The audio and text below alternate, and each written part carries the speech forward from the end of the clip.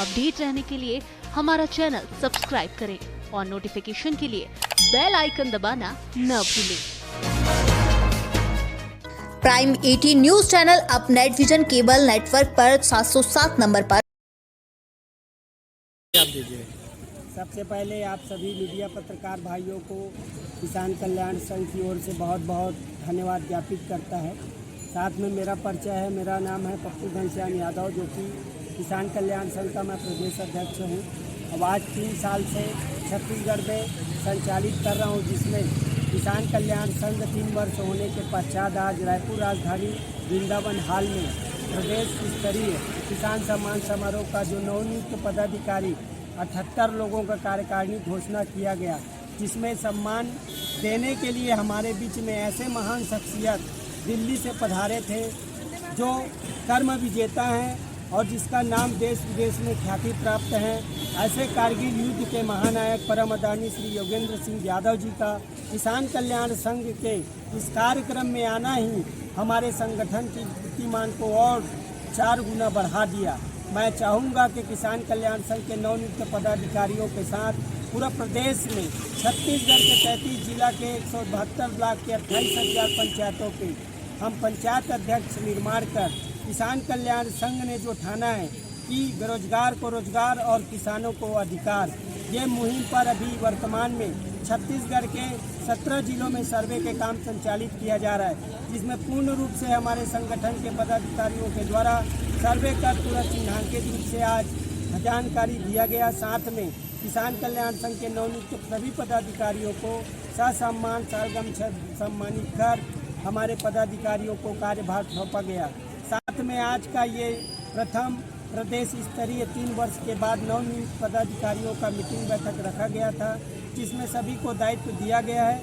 आगामी किसान कल्याण संघ के द्वारा छत्तीसगढ़ से पूरे कोने कोने से कबीरधाम जिले में 10 सितंबर को 1 लाख किसान भाई बहन हमारे इस कार्यक्रम में शिरकत होंगे, जिसमें 5,000 किसानों को सम्मानित किया जाएगा। यह संस्था गैर राजनीतिक संस्था है और छत्तीसगढ़ में सबसे ज़्यादा इस संगठन का शोर है। वो शोर किस लिए है, मैं आप सब मीडिया पत्रकार भाइयों को बताना चाहूँगा कि पूरे विश्व में, पूरे भारत देश में किसान कल्याण संघ एक पहला संस्था होगा जो नारी के सम्मान में किसान कल्याण संघ मैदान में इस नारे के साथ आज प्रदेश के सभी जिलों में महिलाएं हमारे अग्रणी बनकर काम कर रहे हैं और आगे इनके मार्गदर्शन में आगे बढ़ते। कल्याण संघ के द्वारा जो 3 वर्ष था, उनमें किसी प्रकार से राजनीतिक प्रक्रिया से किसान कल्याण संघ के नवनियुक्त पदाधिकारियों को जो पंच लेके प्रधानमंत्री तक का एक दायरा होता है, उसी प्रकार से हम पंचायत अध्यक्ष से लेके प्रदेश अध्यक्ष का एक साथ शपथ समारोह का आयोजन कर 1 लाख किसानों भाइयों को बहनों को बुलाकर हमारे बीच में देश के प्रधानमंत्री को आमंत्रित कर एवं राज्य सरकार के श्री भूपेश बघेल जी को आमंत्रित कर 10 सितंबर को यह कार्यक्रम का आयोजन किया जाएगा, जिसमें 5,000 किसानों को सम्मानित किया जाएगा। तो 17 गोली खाने के बाद भी देश को एक चिन्हांकित नाम दिया है और देश विदेश में उसका नाम चला है। ऐसे महान शख्सियत जो करोड़ों को आगे ले जाकर युवाओं के लिए प्रतीक बना है, ऐसे यदुवंशी शिरोमणि योगेंद्र जी का आना छत्तीसगढ़ के वो भी किसान कल्याण संघ के कार्यक्रम में हमारे लिए सौभाग्य की बात है। और उन्होंने एक बात भी बोला है कि अगर पद प्रतिष्ठा का दायित्व लेते हो तो उसका निर्वहन करना अनिवार्य है और इन्हीं निर्वहन व्यवस्थाओं को किसान कल्याण संघ को मजबूती बनाइए और संगठन को सहयोग दीजिए। मुक्त अवधि समाप्त होने पर पदाधिकारियों एवं सदस्यों की सदस्यता स्वयं समाप्त मानी जाएगी। ताली बजा स्वागत कीजिए।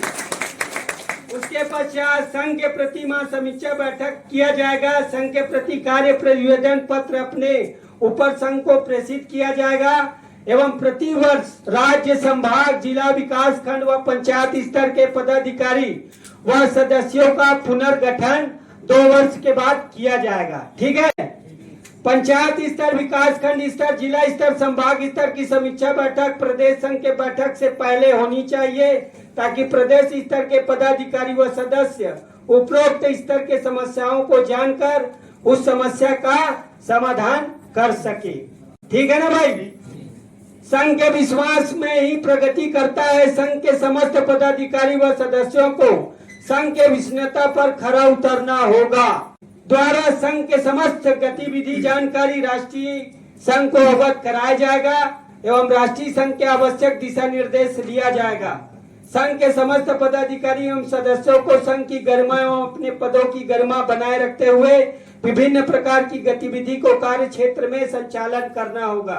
संघ के पदाधिकारी एवं सदस्य गलत कार्यों एवं संघ के गलत प्रचार प्रसार के कार्यों में लिप्त पाए जाने पर संघ से निष्कासित किया जाएगा।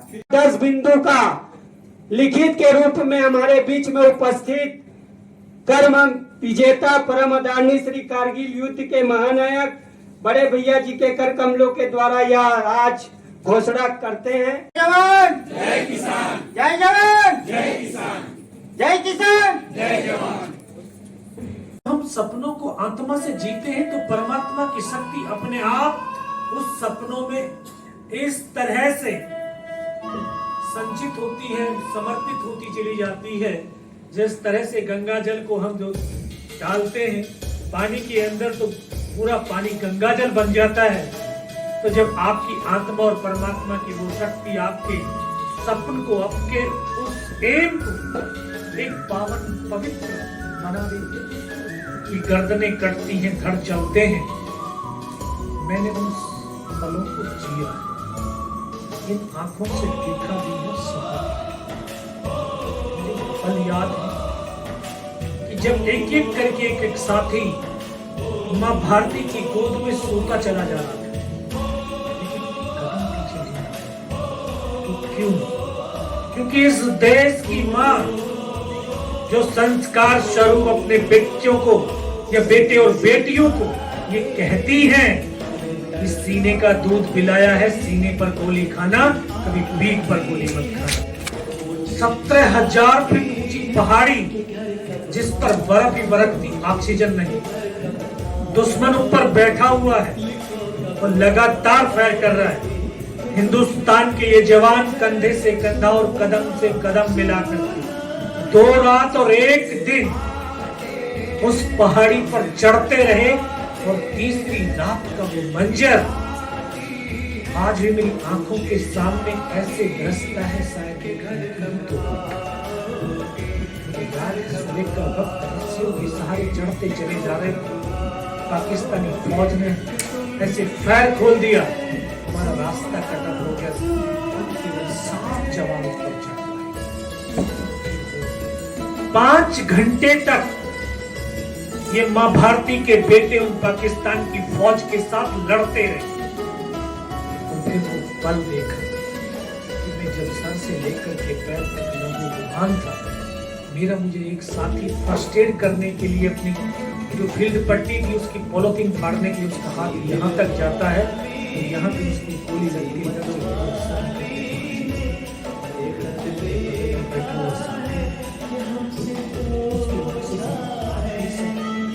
क्या यही निकलता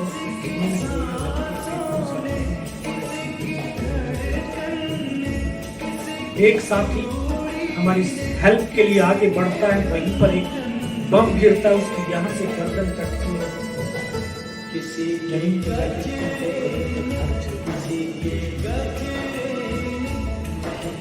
एक और साथी फिर आगे बढ़ता है, फिर एक और बम वहां पर गिरता है, उसके यहाँ से दोनों हाथ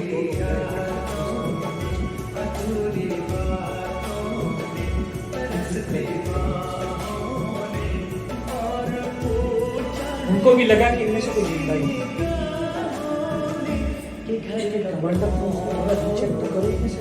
चेक तो करो इनमें से कोई जिंदा तो नहीं है। पाकिस्तान के जवान, हमारे जवानों के शरीर के अंदर जब गोलियां मारते थे तो शरीर ऐसे उछलते थे। सामने वाले को यहाँ पे गोली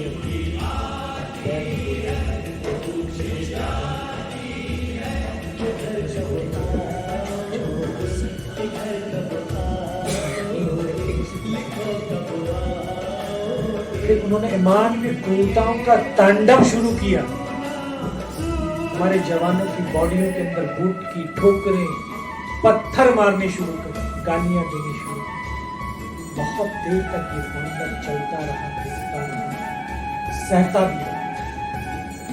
फिर उसके बाद मन मस्तिष्क के अंदर एक विश्वास पैदा किया कि अगर इसने सर और सीने में गोली नहीं मारी, चाहे मेरा हाथ पैर दोनों ही काट करके क्यों ना ले जाए, मैं उफ तक नहीं करूंगा, मैं जिंदा भी रहूंगा। और आज उसी विश्वास की बदौलत मैं आज आपके सामने खड़ा हूं। क्योंकि ये हिम्मत, ये साहस, ये जोश कहां से है?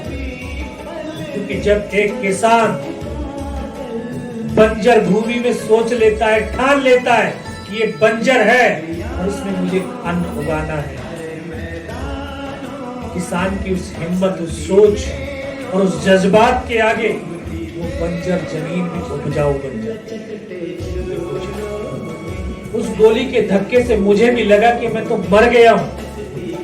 अगले ही पल पाकिस्तान का दूसरा जवान शायद मेरा हथियार उठा करके वापस जा रहा होगा, उसका पैर मेरे पैर से टकराया, तब मुझे चेतना आई,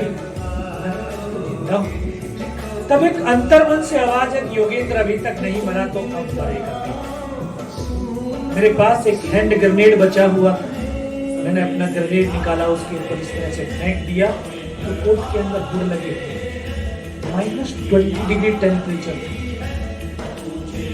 जब तक वो ग्रेनेड तो उसके हुड के अंदर जा गिरा, हुड से जब तक वो ग्रेनेड को निकाल पाता, ग्रेनेड फट गया, उसका यहाँ से पूरा सर उड़ा और वो हमारे ऊपर आकर उस धमाके से पाकिस्तान के जवानों की खलबली मची कि इनमें से कोई जिंदा है, कुछ बोले जिंदा नहीं, नीचे से फौज की दूसरी टुकड़ी चारों तरफ से गोलियों की छाछ।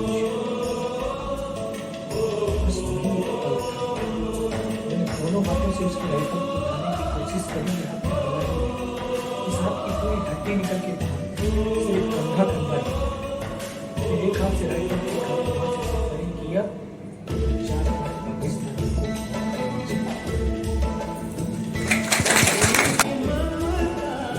तभी उस परमात्मा की आवाज भी आई, बेटा इस नाले से नीचे की तरफ चला जा। इसमें आश्चर्यचकित था कि कोई दिखाई तो दे नहीं रहा, इसकी आवाज सुनाई नहीं दी। मुझे देखने लगा,